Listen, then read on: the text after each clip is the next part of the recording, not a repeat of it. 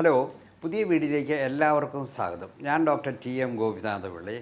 ഹൃദയാഘാത സാധ്യത കണ്ടെത്തുവാനുള്ള ഒരു പുതിയ പരിശോധനയെ പറ്റിയാണ് ഇന്ന് നമ്മളിവിടെ ചർച്ച ചെയ്യുന്നത്. എല്ലാവരും തീർച്ചയായിട്ടും അറിഞ്ഞിരിക്കേണ്ട ഒരു കാര്യമാണ്. കാരണം ഹൃദയാഘാതമാണ് ഇന്ന് ലോകത്ത് തന്നെ ഏറ്റവും കൂടുതൽ ആൾക്കാർ മരിക്കുന്ന രോഗം. ഹൃദയാഘാതം കഴിഞ്ഞാണ് ഡയബറ്റീസ് അല്ലെങ്കിൽ സ്ട്രോക്ക് തുടങ്ങിയ മറ്റു രോഗങ്ങൾ വരുന്നത്. അപ്പോൾ ഹൃദയാഘാതം വന്ന് നമ്മുടെ നാട്ടിലും ധാരാളം ആൾക്കാർ മരിക്കുന്നുണ്ട്, ധാരാളം ആൾക്കാർ ചികിത്സിക്കുന്നുണ്ട്, ആൻജിയോപ്ലാസ്റ്റി ചെയ്യുന്നുണ്ട്, ബൈപ്പാസ് സർജറി ചെയ്യുന്നുണ്ട്, ഒക്കെയുണ്ട്. അപ്പോൾ ഒരാൾക്ക് ഹൃദയാഘാത സാധ്യതയുണ്ടോ എന്ന് എങ്ങനെയാണ് നമ്മൾ വിലയിരുത്തുന്നത്? നമ്മളെല്ലാവരും അത് അറിഞ്ഞിരിക്കുവാൻ ആഗ്രഹമുണ്ട്. നമുക്ക് ഹൃദയാഘാതം വരുമോ ഇല്ലയോ എന്ന്. ഇപ്പോൾ അടുത്ത കാലം വരെ നമ്മളതിന് പ്രധാനമായിട്ടും ആശ്രയിച്ചിരുന്നത് നമ്മളുടെ കൊളസ്ട്രോൾ ലെവൽ നമ്മൾ നോക്കും, നമുക്ക് ഷുഗർ ഉണ്ടോ എന്ന് നോക്കും, നമ്മുടെ BP ചിലപ്പോൾ നോക്കും, അല്ലെങ്കിൽ ചിലപ്പോൾ നമുക്ക് അമിതവണ്ണം ഉണ്ടോ ഇല്ലയോ എന്ന് നോക്കും.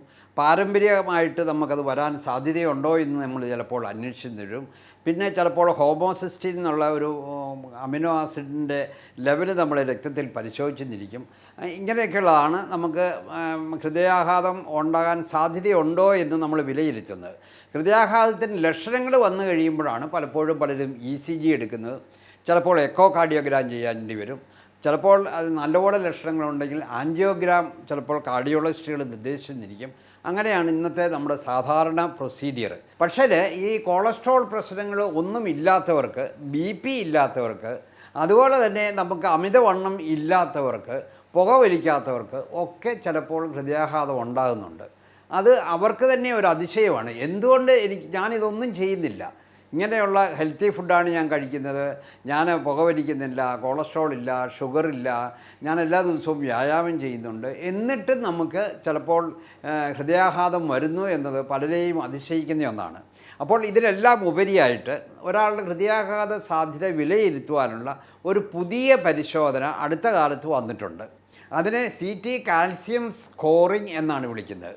അതിന് മറ്റൊരു പേര് കൂടിയുണ്ട്, കൊറോണറി ആർട്ടറി കാൽസ്യം സ്കോർ എന്ന് ആണ് നല്ലപോലെ പറയേണ്ടത്. അപ്പോൾ അത് പേരിൽ പറയുന്നത് പോലെ തന്നെ അത് CT സ്കാൻ എടുക്കുന്ന ഒരു പരിശോധനയാണ്. ഹൃദയത്തിലേക്ക് രക്തം നൽകുന്ന കൊറോണറി ധമനികളുടെ CT സ്കാൻ എടുക്കുന്നു. അതിൽ അവിടെ അടിഞ്ഞുകൂടിയിട്ടുള്ള കാൽസ്യത്തിൻ്റെ അളവ് നിർണ്ണയിക്കുന്ന ഒരു പരിശോധനയാണ്. അപ്പോൾ ഈ പരിശോധന വളരെ ലളിതമാണ്, വളരെ സിമ്പിളാണ്. മറ്റ് ഇൻവേസീവായിട്ടുള്ള യാതൊരു പ്രൊസീഡിയറും അതിനകത്തില്ല. നിങ്ങൾക്ക് യാതൊരു വേദനയോ മറ്റുള്ള പ്രശ്നങ്ങളോ ഒന്നും ഉണ്ടാകുന്നില്ല. നിങ്ങൾക്കധികം റേഡിയേഷൻ വരുന്നില്ല. ഒരു ചെറിയ റേഡിയേഷനേ അതിനകത്തുനിന്ന് ഉണ്ടാകുന്നുള്ളൂ. പിന്നെ ഏറ്റവും പ്രധാനപ്പെട്ട കാര്യം, ഇതൊരു 5 മുതൽ 10 മിനിറ്റ് മാത്രമേ സമയം എടുക്കുന്നുള്ളൂ. ഇങ്ങനെ പല പല ഗുണങ്ങളും ഉള്ള ഒരു പരിശോധനയാണിത്. ഈ പരിശോധനയുടെ ഫലം ഒരു സ്കോറിങ് പോലെയാണ് നമ്മൾ കണക്കാക്കുന്നത്. അതായത് നമ്മൾ കാൽസ്യത്തിൻ്റെ അളവ് നിർണ്ണയിക്കുകയാണ് ചെയ്യുന്നത്. അപ്പോൾ അതിൻ്റെ സ്കോറിങ് 0 ആണെങ്കിൽ നിങ്ങൾക്ക് അടുത്ത 5 വർഷത്തേക്ക് ഹൃദയാഘാതം ഉണ്ടാകുകയില്ല എന്നാണ് കാർഡിയോളജിസ്റ്റുകൾ പറയുന്നത്. അപ്പോൾ നിങ്ങൾ ഒന്നും പേടിക്കണ്ട. അതായത് 5 വർഷത്തേക്ക് നിങ്ങളുടെ ഹൃദയാഘാത സാധ്യത വളരെ കുറവാണ് എന്നാണ് സൂചിപ്പിക്കുന്നത്. 0 മുതൽ 400 വരെയുള്ള സ്കോറിംഗ് ആണെങ്കിൽ നിങ്ങൾക്ക് ഹൃദയാഘാത സാധ്യതയുണ്ട്. തീർച്ചയായിട്ടും നിങ്ങൾ സൂക്ഷിക്കണം. തീർച്ചയായിട്ടും നിങ്ങൾ അതിനു വേണ്ടിയുള്ള ലൈഫ് സ്റ്റൈൽ മോഡിഫിക്കേഷൻ ചെയ്യണം എന്നാണ് അനുമാനിക്കേണ്ടത്. ലൈഫ് സ്റ്റൈൽ മോഡിഫിക്കേഷൻ എന്താണ് ചെയ്യേണ്ടത് എന്നതിനെപ്പറ്റി നിങ്ങളെല്ലാവരും അറിഞ്ഞിരിക്കണം.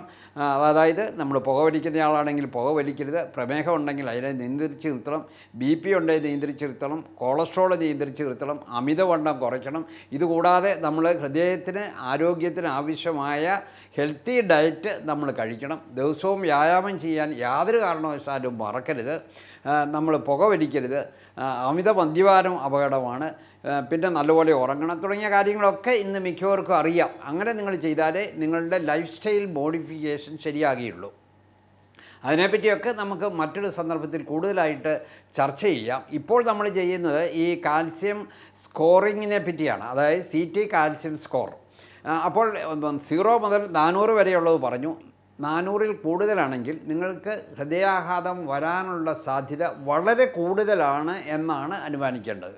അപ്പോൾ നിങ്ങൾക്കത് വേറെ പരിശോധനകൾ വേണ്ടിവരും. അതായത് ആൻജിയോഗ്രാം വേണ്ടിവരും. അങ്ങനെയുള്ള പരിശോധന ചെയ്ത് വേണ്ട ചികിത്സ ചെയ്യേണ്ടി വരും. 400-ൽ കൂടുതലാണെങ്കിൽ. അപ്പോൾ എന്തുകൊണ്ടാണ് ഈ കാൽസ്യം എങ്ങനെയാണ് അപകടകാരിയാകുന്നത്? നിങ്ങൾക്കെല്ലാവർക്കും അറിയാം, കാൽസ്യം വളരെ പ്രധാനപ്പെട്ട ഒരു ധാതുവാണ്. നമ്മുടെ എല്ലിൻ്റെ ആരോഗ്യത്തിനും പേശികളുടെ ആരോഗ്യത്തിനും പല്ലിൻ്റെ ആരോഗ്യത്തിനും ഒക്കെ കാൽസ്യം ആവശ്യമാണ്. പലരും കാൽസ്യം സപ്ലിമെൻറ്റ് കഴിക്കുന്നവർ ഇന്ന് ധാരാളമായിട്ടുണ്ട്. ഈ കാൽസ്യം 2 തരത്തിലാണ് നമുക്ക് അപകടം ഉണ്ടാക്കുന്നത്. അതായത് ഒന്ന്, ഇത് പ്ലാക്ക് എന്ന് പറയുന്ന ഒരു ബ്ലോക്കിനെ പറ്റി നിങ്ങൾ കേട്ടിട്ടുണ്ടായിരിക്കാം. അതായത് എന്താണ് പ്ലാക്ക്? അത് പലർക്കും അറിഞ്ഞുകൂടാ. അതുകൊണ്ട് അല്പം ചർച്ച അതിനെപ്പറ്റിയാകാം.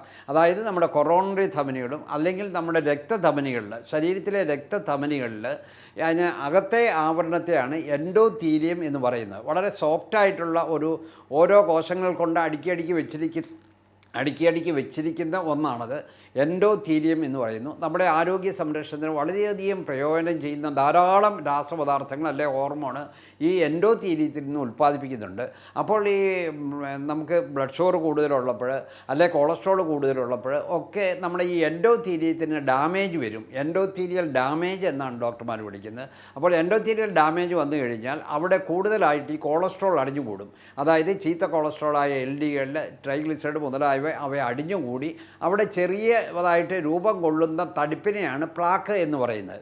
ഈ പ്ലാക്ക് വലുതായി നമ്മുടെ രക്തധമനികളിൽ കൂടിയുള്ള രക്ത ഓട്ടത്തിന് തടസ്സം വരുമ്പോഴാണ് നമ്മൾ ബ്ലോക്ക് ഉണ്ടായി എന്ന് പറയുന്നത്. ഇത് കൊറോണറി ധമനികളിൽ സംഭവിക്കുമ്പോൾ നമ്മുടെ ഹൃദയപേശികൾക്ക് രക്തം കിട്ടാതെ വരികയും അത് ഹൃദയാഘാതത്തിലേക്ക് അവരെ കൊണ്ടുവന്നെത്തിക്കുകയും ചെയ്യും. അപ്പോൾ ഈ പ്ലാക്കിനകത്ത് നമ്മൾ കൊളസ്ട്രോൾ മാത്രമല്ല, പ്ലാക്ക് രൂപപ്പെട്ട് കഴിയുമ്പോൾ അവിടെയും കാൽസ്യം വന്ന് അടിഞ്ഞുകൂടുന്നുണ്ട്. അപ്പോൾ കാൽസ്യം വന്ന് പ്ലാക്കിനകത്ത് അടിഞ്ഞുകൂടുമ്പോൾ ഈ പ്ലാക്കിൻ്റെ വലിപ്പം വർദ്ധിക്കും. അതാണ് ഏറ്റവും പ്രധാനപ്പെട്ട ഒന്ന്. രണ്ടാമതായിട്ട് ഈ കാൽസ്യം നമ്മുടെ ധമനികളിൽ അതിറോസ്ക്ലീറോസിസ് എന്ന ഒരു പ്രക്രിയയെ ഉണ്ടാക്കുന്നുണ്ട്. അതായത് നമ്മുടെ ഈ ധമനികൾ നാരോ ആകുന്നു, അല്ലെങ്കിൽ അത് കൂടുതൽ സ്റ്റിഫാകുന്നു, കൂടുതൽ കട്ടിയുള്ളതാകുന്നു. അത് ഈ കാൽസ്യം ഡിപ്പോസിറ്റ് ചെയ്യുന്നത് കൊണ്ടാണ്. അങ്ങനെ കാൽസ്യം 2 തരത്തിലാണ് അപകടകാരിയാകുന്നത്. ഈ ടെസ്റ്റിൻ്റെ ഏറ്റവും പ്രധാനപ്പെട്ട പ്രയോജനം ഒന്ന്, നമ്മുടെ ഹൃദയാരോഗ്യം വിലയിരുത്തുവാൻ സാധിക്കും. അതായത് നമുക്ക് ഹൃദയാഘാതം ഉണ്ടാകുവാനുള്ള സാധ്യത വിലയിരുത്തുവാൻ സാധിക്കും.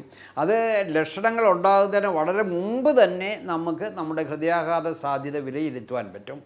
വളരെ ലളിതമാണ് എന്ന് ഞാൻ സൂചിപ്പിച്ചു. അപ്പോൾ ഈ കാൽസ്യം സ്കോറിംഗ് ടെസ്റ്റ് നമ്മൾ സാധാരണ ചെയ്യുന്ന ഹൃദയാഘാത സാധ്യത വിലയിരുത്തുന്ന കൊളസ്ട്രോൾ ലെവൽ പരിശോധിക്കുക തുടങ്ങിയ എല്ലാ പരിശോധനകളെക്കാളും വളരെ റിലയബിൾ ആയിട്ടുള്ള ഒന്നാണ്. പിന്നെ ഞാൻ സൂചിപ്പിച്ച പോലെ ഹൃദയാഘാത ലക്ഷണം വരുന്നതിന് വളരെ കാലം മുമ്പ് തന്നെ നമുക്ക് അവരുടെ ഹൃദയാഘാത സാധ്യത വിലയിരുത്തുവാൻ സാധിക്കും. പിന്നെ ഞാൻ പറഞ്ഞതുപോലെ ഇത് വളരെ ലളിതമാണ്. പിന്നെ ഇതിൽ ഏറ്റവും പ്രധാനപ്പെട്ട ഒന്ന്, ഇത് ഈ ടെസ്റ്റ് ചെയ്യുമ്പോൾ ചികിത്സ ചെയ്യുന്ന ഡോക്ടർക്ക് ആ ചികിത്സ എങ്ങനെ വേണം എന്ന് തീരുമാനിക്കുവാൻ ഇത് വളരെയധികം സഹായിക്കും. അതായത് അവർക്ക് ലൈഫ് സ്റ്റൈൽ മോഡിഫിക്കേഷൻ മതിയോ, അവർക്ക് മെഡിസിൻ വേണോ, അല്ലെ സർജറി വേണോ തുടങ്ങിയ കാര്യങ്ങളൊക്കെ തീരുമാനിക്കുന്നത് ഈ കാൽസ്യം സ്കോറിനെ അടിസ്ഥാനത്തിലാണ്. അപ്പോൾ പിന്നെ പൊതുജനങ്ങൾക്ക് 2-3 ചെറിയ സംശയങ്ങൾ ഇതിനെപ്പറ്റി ഉണ്ടാകാം. അതായത് നമുക്ക് ഈ കാൽസ്യം സപ്ലിമെൻറ്റ് കൂടുതൽ അല്ലെ കാൽസ്യം കൂടുതലായിട്ട് നമ്മുടെ ശരീരത്തിൽ ചെന്ന് കഴിഞ്ഞാൽ ഇങ്ങനെയുള്ള പ്രശ്നങ്ങൾ ഉണ്ടാകുമോ എന്ന്.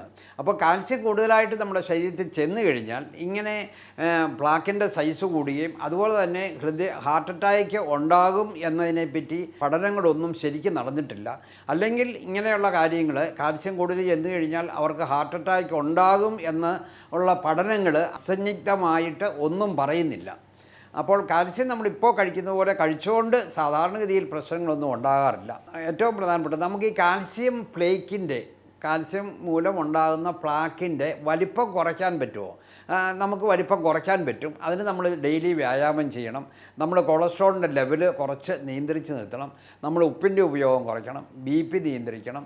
നമ്മൾ എല്ലാ ദിവസവും ഞാൻ പറഞ്ഞ പോലെ വ്യായാമം ചെയ്യണം. പ്ലാക്കിൻ്റെ സൈസ് കുറയ്ക്കാൻ പറ്റും. പിന്നെ ഏറ്റവും പ്രധാനപ്പെട്ടത് ഈ നമ്മുടെ ഈ കാൽസ്യം സ്കോറിങ് അല്ലെ CT കാൽസ്യം സ്കോറിങ് എല്ലാവർക്കും ആവശ്യമുണ്ടോ എന്നുള്ളതാണ്. തീർച്ചയായിട്ടും എല്ലാവർക്കും ഇത് ആവശ്യമില്ല. ഇത് നമ്മൾ റിസ്ക് ഫാക്ടേഴ്സ് എന്തെങ്കിലും ഉള്ളവർക്ക് മാത്രം ഈ കാൽസ്യം സ്കോറിങ് ചെയ്താൽ മതി. ഹൃദയാഘാതത്തിൻ്റെ ലക്ഷണങ്ങൾ ഉള്ളവർ അല്ലെങ്കിൽ ഹൃദയാഘാതം ഉണ്ടായിട്ടുള്ളവർ ഒന്നും ഇത് ചെയ്യേണ്ട കാര്യമില്ല. അപ്പോൾ വളരെ പ്രധാനപ്പെട്ട എല്ലാവർക്കും ചെയ്യാവുന്ന ഏറ്റവും നൂതനമായ ഹൃദയ ആരോഗ്യം എങ്ങനെയാണ് എന്ന് വിലയിരുത്തുന്നതിന്, അല്ലെങ്കിൽ ഹൃദയാഘാത സാധ്യത വിലയിരുത്തുന്നതിന് ആവശ്യമായ നല്ലൊരു പരിശോധനയാണ് CT കാൽസ്യം സ്കോറിംഗ്. അപ്പോൾ അത് നമുക്ക് ധൈര്യമായിട്ട് ചെയ്യാം, ഒരു പ്രശ്നങ്ങളുമില്ല, വളരെയധികം പ്രയോജനം ചെയ്യുന്ന ഒന്നാണ്. അപ്പോൾ ഈ വിവരങ്ങൾ നിങ്ങൾ മാക്സിമം ഷെയർ ചെയ്യുക. മറ്റൊരു വീഡിയോയുമായി നമുക്ക് വീണ്ടും കാണാം.